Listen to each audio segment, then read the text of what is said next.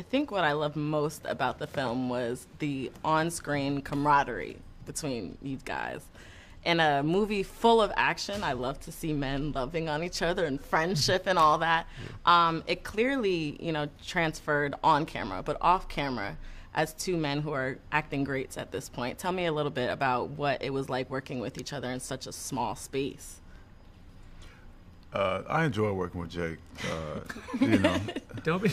No, I did. I enjoy working with Jake. Hesitation. No, I just wanted to think. I wanted to figure out if I was gonna make a joke or not. But like, you know what I'm saying? I was like, no, I enjoy working with Jake because Jake's an actor. You know what I mean? It goes without saying. But like Jake, I would say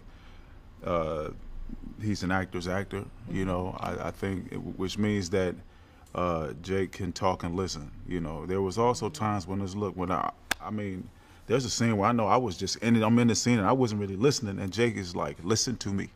I was like, "Oh, huh?" And do you know what I mean? So like, and actors also have the ability. I think good actors, great actors, have the ability to sort of, put the train back on the tracks and things like that. And you can also explore freely, knowing that you're in good hands. And that's what it felt like working with Jake. You know, it was a really cool acting exercise and you're in great hands. Yeah. Well, I mean, I do think also being good actors, being able to listen when somebody says, "Hey," because I think, when I first met Yahya, like the thing I felt was that he was humble, open-hearted, and we shared a love of trying to get at something that was real, And so when literally the minute, first of all, the first Zoom we had, he was like already like notes all over the page, like he was ready to, and then when we met in person, the thing that I felt was, it was just, I think the humility to me is like the strongest, is where someone has strength, and like that's what I felt from, like that's what connected us, and then we just went from there, and then we'd ask questions about scenes, and whenever we had a hesitation about something, whenever you had a hesitation about something or me, we'd always listen and try and fix it together in the scene. And in a lot of ways, that's what siblings do at our best, Yeah, at our worst, we can be, yeah. But at our best, that's what I think a sibling's, like a brother or sister's for. Definitely. And that showed on screen. So bravo to you guys for that.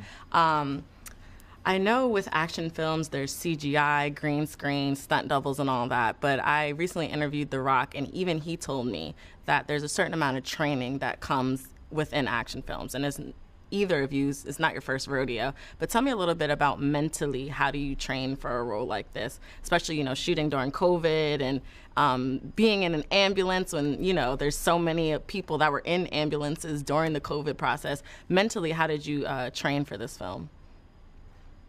I think the best thing that anybody could have been doing at that time was just keeping themselves just well. I think that was really the exercise when you talk about some of the mental challenges. We made this movie during, it was challenging times, and the part of our responsibility was to keep ourselves safe, keep our minds safe, keep each other safe, and things like that. We made it with a really good spirit, and so part of that was knowing that we're doing it, hoping that, with the hope that once it's ready to come out, that audiences will be able to safely return back to the theaters and to have that community experience. And that was a lot of the, the sort of the mental adjustments that I would say, I undertook during this process. And also along that way, you get a lot of gratitude for the people who are actually doing the work of the EMTs and, 100%. The paramedics and, the service workers, as well. 100%. What he said. What he said? Well, in a lot of ways, to me, the thing that just kept kind of knocking at me while we were in that ambulance was how hard it was to act in that ambulance. And I'm not one to say that acting is hard. And so it was hard because we were driving down the street at 50 miles an hour, trying to do these scenes with no space. And if there are 3 people in a scene, it usually means there are 6 people in there having to capture it, maybe 7. So we're all like getting thrown around, knocked around, all stuff. And then I just thought, my God, people save people's lives in this space where there are seconds, milliseconds that make decisions and they have no room and they're going that same speed, if not faster, and a much more dangerous. And I'm like, acting? you know. Yeah.